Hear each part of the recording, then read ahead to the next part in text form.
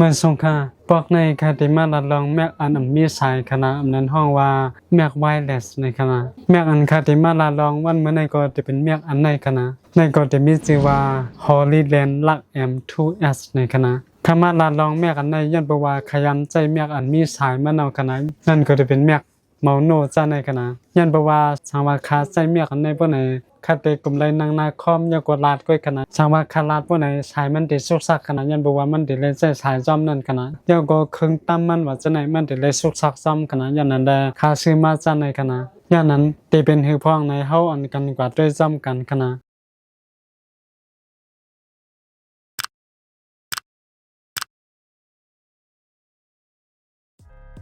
อันทั้งสุดเฮามาด้วยข้อมูลในเมียกลกในก่อนคณะว่ามันมีสังพองเฮ็ดสังไรพองในคณะเมียกลกในเพราะว่าลองแรงมันอำนั้นก็สัญญาณมันได้ใจจ้าเป็น2.4 กิกะเฮิรตซ์คณะแล้วก็ตั้งแจ้งเสียงมันควอลิตีเสียงมันได้เป็นจ้า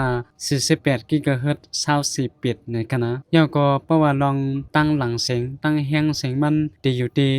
1.16 เดซิเบลในคณะเสียงมันก็ติขึ้นไหลหลังแฮงอีกหนึ่งคณะแล้วก็เมียกลกในที่มีปาENC ในคณะ ENC ในตัวยาวมันที่เป็นว่า Environmental Noise Cancellation ในคณะปกติละตั้งแต่มันก็ที่เป็นรองว่าอันลดย่อมเสียงหิมห้อมในมันที่ปังวันในคณะนั่นปังว่าสังว่าเฮาใช้เมียกลงในบ่ไหนสังว่าเฮาบ่เคยให้เสียงหิมห้อมเข้ามาในเมียกเฮาบ่ไหนเฮาก็เต็กที่เมียกมันยาวก็มันที่ลดย่อมลองเสียงหิมห้อมกำเดียวคณะเพราะว่าลองมักฐานเมียกลงในบ่ไหนตัวเมียกมันกวยเฮาติดใจเลยตั้งถึงมัน9ชั่วโมงมักมันก็สังไกหมดกว่าคณะเมียกมันกวยคณะยาวก็เพราะว่าหมักนี้เมียกมันเสียงบ่ไหนเฮาขึ้นลงใส่ในกล่องมันเสยาวก็สร้างไหลเทียงหมอก2กำปลายครึ่งในคณะจำหนังเขาแต่มาไว้ปานแต่ตั้งเมียกเลยตั้งกล่องอันใส่มันในเพราะว่าใจโฮมกันบ่ไหนเฮาติดใจเลยตั้งถึงมันเข้าตั้ง30ชั่วโมงในคณะมันก็ติดใจเลยถึงอีกนึงคณะ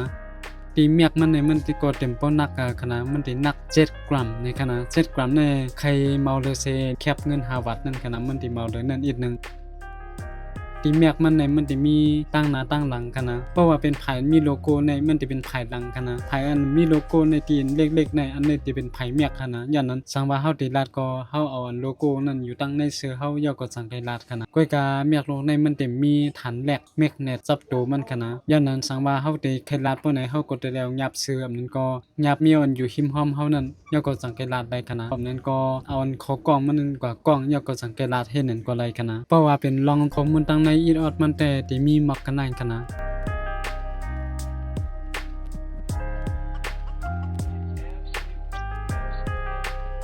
กำในเฮาอันกัน19ด้วยเทียงลองใจการมันแลห่างพางตีเมียกยาวกว่าตีกล่องใจการมันนั่นคณะเพราะว่าเฮาเปิดกล่องอันใดมันมาบ่ไหนมันก็ติมีจำหนังเฮาเลือกซื้อมานั่นคณะคอมโพนค่าซื้อมาในมันติมี3มิลคณะอันใจจำพงอันนึงอันใจจำกองไทยอันนึงยาวก็เมียกมันแทง2อันคณะมันติมี3อันในคณะตั้งในกล่องมันเพราะว่าเฮาติเลือกใจจำพงนี่ก็เฮาเอาอันใจจำพงออกมายาวก็เสียบจำพงยาวก็ลาดไหลกำเดียวคณะอันนั้นก็เฮาแค่เอาก็เสียบจำอันเป็น MacBook อันนั้นก็โน้ตบุ๊กเฮาจังนั้นก็ได้คณะสังว่ามันมีหู USB Type C คณะย้อนไปว่าอันเสียบซูโฟงในมันสิเป็นสาย USB Type C คณะบ่เป็น Lightning ได้มันสิเป็นสายไว้คณะมันสิเป็นจังได๋สังว่าเฮาก็เสียบจำโฟงออกมากว่าเสียบจำ MacBook โน้ตบุ๊กเฮาว่าจังนั้นว่าไฟมันก็ติดแพบยุบคณะเพราะว่าไฟมันแพบยุบบ่ไหนนั่นปังว่ามันตึกหาตั้งกับเสียบ Mac มันคณะเฮาก็รู้ไลเปิด Mac เฮาอันนั้นก็เอา Mac เฮาออกมาตีกล่องตีก๊อกมันนั่นคณะเฮาก็มันติกับสิบหังก้อยมันคณะเฮาตับเราสุกสักสังก้อยก็เฮารู้ไลสติป้าว่า Mac เฮาปิกเฮาเปิดหาในก้อยคณะสังว่าไฟมันกึดกว่าพวกไหนนั่นปังว่ามันกับสิบไลกันตั้ง Mac มันเอาคณะเฮาก็พร้อมตัดอัดเสียงเอาคณะย่านนั้นเฮาก็รู้ไลสติด้วยตาเสยาวก็ตีนเชฟในตั้งค้างมันจะมีหู USB Type C ไว้คณะสังว่าไฟโฟงเฮาหมดว่าจะนะเฮาก็เซฟไว้ดีในกำเดียวคณะยาวก็ตีอันเดิงๆภายหลังมันในมันจะมีอยู่2มิลคณะเด็กที่1ก็จะเป็นลองมิวในคณะมิวก็ปิกเสียงเป็ดนั่นนะแทงอันนึงก็จะเป็นลองปิกเป็ดเครื่องใจการคณะมันก็จะมี2ฟังก์ชันในคณะลองอันใจการจำอันนี้กำในเฮา10ก็ด้วยเทียงเตียนเป็นอันใจจอมกองไทยคณะเพราะว่าเฮาติใจจอมกองไทยปานใดเฮาก็เอาอันตั้งแต่ในก่อนยับเตียนเป็นฮอดชูตีกองไทยนั่นคณะ เพราะว่าเฮาใช้บ่ในตีไฟมาในมันก็ติเตรียมว่า TX1 ยาวก็ TX2 นั่นกันนะนั่นสิเป็นรองแม็กที่1ยาวก็แม็กที่2นั่นกันนะรองไฟมันนี่ก็เตรียมเปิงหังกันตีนเสียบจอมฟงนั่นเก่าคณะสังว่ามันหาแม็กไปหันบ่ในมันก็ติเพียบยุบคณะสังว่าเฮาตึกใจอันเป็นอันใจจอมฟงบ่ในอันใจจอมกองไทยในปีสังว่าเฮาเอาออกมาก็มันก็เตรียมใจการได้คณะยาวก็ตีนปันในคณะตีนมวนๆในมันสิมีหังไฟ3อันในคณะเพราะว่าเฮาเปิดมาในไฟมันสิออกมาคณะไฟ3ตุ่มในสิเป็นตั้งแห้งเสียงมันคณะเพราะว่าตุ่มที่1ก็เสียงมันก็สิแห้งพื้นฐานมันคณะเพราะว่าไฟมันแรงขึ้นมาทางตุ่มที่2ปานใดเสียงมันก็สิแห้งปานกลางคณะอำลอยแห้งป่วนยาวก็เต็มหลังแห้งหน้าป่วนมันสิอยู่ปานกลางนั่นคณะยาวก็สังว่าไฟมันแรงตั้ง3ตุ่มปานใดเสียงมันก็สิเลยว่าแห้งอีกนึงคณะยาวก็ที่ไฟมันในค่าปันตั้งหันถึงว่าที่เมียกนั้นสังว่าเจ้าก็อ้างได้ใจจอมมันเจ้าหนังอันลดย่อมเสียงหิมหอมปานใดค่าปันตั้งหันถึงว่าให้ใจตั้งแห้งมันเป็นตุ่มที่1กว่าก็พอคณะสังว่าใจตั้งแห้งมันตั้ง2ตุ่มนั้นก็ตั้ง3ตุ่มปานใดลองอันเลื่อนย่ำเสียงหิมหอมมันก็ติดไข่เปิงไว้ขนาดลองจัดการเสียงหิมหอมมันก็ติเหตุการณ์หนักขนาดย้อนนั้นได้เสียงมันก็เต็มปอลีถ่อมกันขนาดย้อนนั้นอันนี้ถูกดีผู้ไว้ลีๆกันนะกำในมาตั้งค้างในกันนะเพราะว่าเฮาเอาเสียบทราย 3.5 มิลลิเมตรในเพราะว่าเฮาเสียบตีหุ้นเสียบซ่อมตีเมียกกองถ่ายยาวเฮาก็เอาสายนั้นขึ้นมาเสียบแทงตีในขนาดเฮาก็เสียบสู่เขามันตีกับเสียบกันห่างกวยมันขนาดแล้วก็แทงตั้งค้างในตีนเป็นหู USB Type C ในมันตีเป็นรองตีสร้างหมากฐานมันก็ไหลขนาดแล้วก็มันตีมีแทงซ่านึงขนาดสังว่าเฮาซื้อมาในมันตีมีป้าสาย Lightning ขนาดอันเสียบสู่ iPhone จากเก่าขนาดยันเพราะว่าอันเสียบสู่ iPhone จากเก่านั้นมันเต็มเป็นจาก USB Type C จังได๋กวยกันมันสิเป็นสายเอาขนาดย้อนนั้นสังว่าเฮาซื้อมาป้านนั้นก็เฮาได้ไล่เสียบอันนั้นเข้าสู่ดินในแล้วก็เข้าสู่ฟองเฮาแทงกำขนาดย้อนนั้นอันนั้นมันก็ได้สุกสักอีกนึงสังว่าเจ้าเก่าที่ซื้อมาจังนั้นขนาดแล้วก็ที่เตียกอันเป็นสีเหลืองๆใน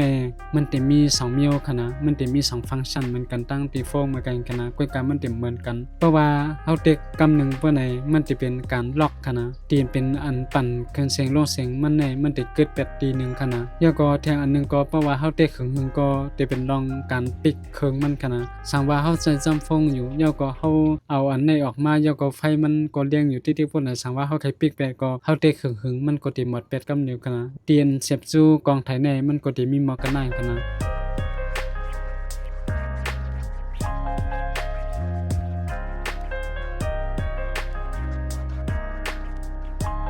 กำในเฮามาด้วยตีเมียกมันกันนะตีนเป็นตัวเมียกมันในซ้ำหนังเฮาเลยหันในกันนะภายใหญ่ๆในจะเป็นภายโลโก้มันกันนะแล้วก็สังว่าเฮาติลาดพวกในเฮาถูกดีเอาอันภายเล็กๆนั่นเขาจูชอบเฮาขนาดมันก็ได้ยินเสียงเฮาขนาดยันเพราะว่าไมโครโฟนมันตีอยู่ภายเล็กๆในขนาดแล้วก็ประวัติลาดเมื่อไรเสมว่าค่าปันตั้งหันถึงให้สายป้าอันเป็นคนเมียวนั่นขนาดอันเป็นคนนั่นขนาดยันเพราะว่ามาปอกพวกเฮาลาดพวกในลมหิมหอมติพัดมาก็เป็นไรมันก็เพราะว่าเฮาลาดความพวกในเสียงลมมันก็ได้ออกมาป้าขนาดยันนั้นสังว่าเฮาใส่พวกในเสียงมันก็เต็มป้อไรยินดียันเพราะว่าเสียงลมที่มาพัดใส่นั่นขนาดเพราะว่าเฮาใส่พวกในมันก็ได้เฮกังไรเสียงลมหิมหอมนั่นขนาดที่หิมค้างมันในตีนเป็นสีเหลืองๆสีหมักจอกในขณะอันในจะมี2ฟังก์ชันขณะเพราะว่าเฮาเต็กกำนึงที่เป็นลองเต็กใส่กันอันลดย่อมเสียงหิมหอมขณะแล้วก็ไฟตั้งเหนือตีนเป็นสี2มันในมันก็จะเย็นเป็นสีเขียวกว่าขณะกวยกาสังบาเฮาเต็กตีนเป็นสีหมักจอกในหึงๆปานในที่เป็นลองอันปิกลองใจกันเมียกมันขณะสังว่าเฮาเต็กหึงก็เมียกมันก็จะปิกกว่าขณะ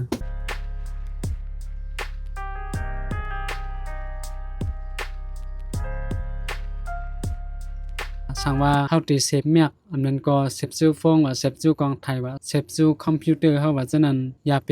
เอาไกลกันแห้งคั่นนะเพราะว่ามันไกลแห้งหนาเพราะไหนเพราะว่าเฮาปั่นกว่าปั่นมาเพราะไหนเสียงมันก็เต็มพอเสียงดีกระเสียงมันก็ติดขาดย้อนนั้นอยู่จำกันตีสุดหมอก30ว่า40ว่าจังได๋ก็ได้คั่นนะกวยกับเพราะว่ามันไกลหรือเสียงนั้นเพราะไหนเสียงมันก็เต็มพอเสียงดีนั่นคั่นนะย้อนนั้นลองใจการมันก็ติมีหมอกกันได้คั่นนะกำในเฮามาด้วยตีกอกมันขนาดตีกอกมันในเพราะว่าเฮาเปิดไฟตั้งน้ำมันก็ตีเป็นสีขาวขนาดอันนั้นก็สว่าหมักมันตีเซ็งว่าจังได๋ไฟมันก็ติเพียบยุบขนาดแล้วก็เพราะว่าเฮาก็สร้างหมักมันว่าจังได๋เพราะว่ามันออกเป็นสีหมักจอกพวกไหนนั่นปองว่าหมักมันก็เต็มบ่มีน้ำขนาดก้อยก็เพราะว่ามันออกสีเขียวมาพวกไหนนั่นปองว่ามันเต็มเอาขนาดแล้วก็ตั้งหลังมันในมันสิมีหูสร้างเป็น USB Type C ขนาดสังว่าเฮาได้เอาก็สายสร้างป้าพวกไหนเพราะว่าฟง เฮาเป็นฮู้ USB Type C ปานใดเฮาก็เอาสายสร้างพวกเฮานั้นมาเนีบใส่แล้วก็สร้างไหลกำเหลวขนาดห้ามตามโลป้าสายให้มันสุดสักแทงขนาดเลยเสียว่าเฮาหลุดไหลป้าสายอันใจจำกองไทยกันนั่นก้วยขนาดยาวก็ถูกเลยฮู้ไว้ว่าลองสายเสพจูกองไทยยาวก็เสพจูเมียกนั่นยาวก็อันเป็นคนอันใส่จอมเมียกมันนั่นที่ใส่ในก๊อกมันนำไรขนาดย้อนนั้นอันไหนก็ถูกลีวนด้วยขนาดสังว่าติปากว่ายาวก็ถูกลีลืมขนาดยาวก็เขาติมีธงมาปันเฮาขนาดสังว่าเฮาแค่เอากว่าก๊อกมันกวยบ่ไหนเฮาก็ใส่ในธงกว่าแล้วขนาดย้อนนั้นลองใส่การมันอินออดยาวก็ติก๊อกจอมลองอันคำปันมาก็ติมีหมอกกันได้ขนาด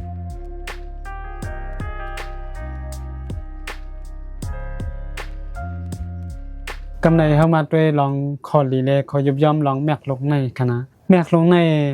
จำหนังลองตัวทบกันได้คอรีมันก็จะเป็นลองมันจะเอากว่าเอามากง่ายขนาดยันเพราะว่ามันเล็กขนาดมันจะมีหมอกกันในก้อยขนาดเพราะแต่ก็จะมีหมอกสีนิ้วในก้อยขนาดย้อนนั้นมันจะมีคอรีมันนั้นช่างว่าเขา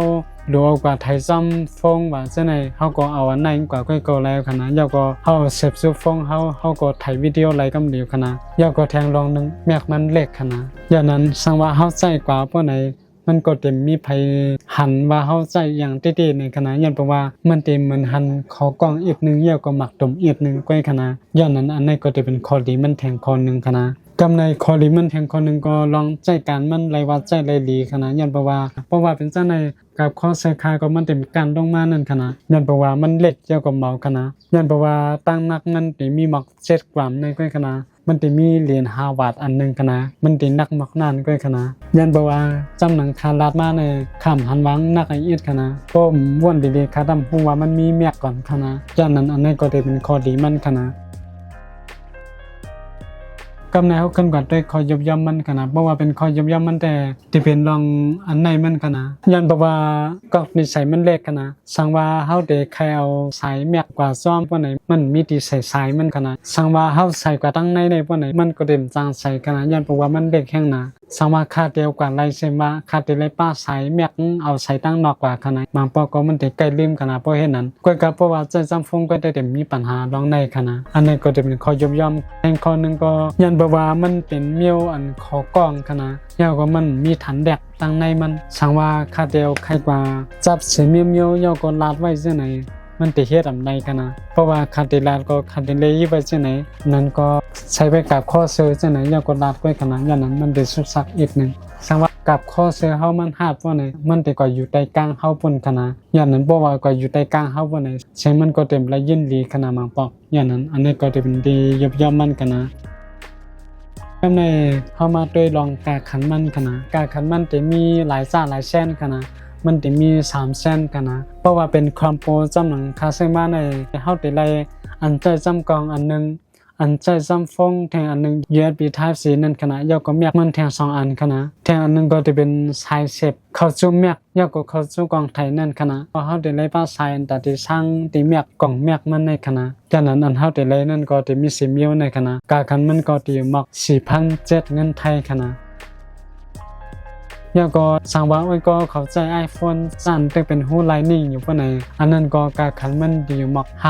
5,190 บาทในขนาดกาขันมันก็จะส่งอีกนึงยาวก็อันเสียบซ้ำ iPhone ค่ะว่ามันนั้นมันเดิมจากจังไหนขนาดมันจะเป็นสายก้อยขนาด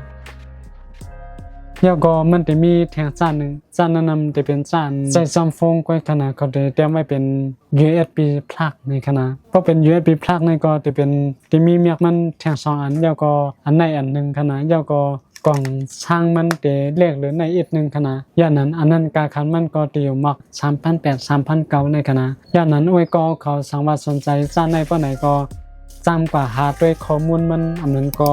จำกว่าด้วยที่ร้านขายมันยาวก็สังเกตซื้อขนาดจานเสื้อนัดมาในก็จะเป็นจานเอาเมียกอันในไถหมดขนาดไล่ใส่ไล่ใส่ปานไหนอ้วยก็เขาก็จำกว่าถ่อมด้วยยาวก็เลือกข้างกล้วยขนาดว่าไล่ใส่เสื้อหือละลายในขนาดอย่างนั้นในวิดีโอโหในก็จะมีมักกันในขนาด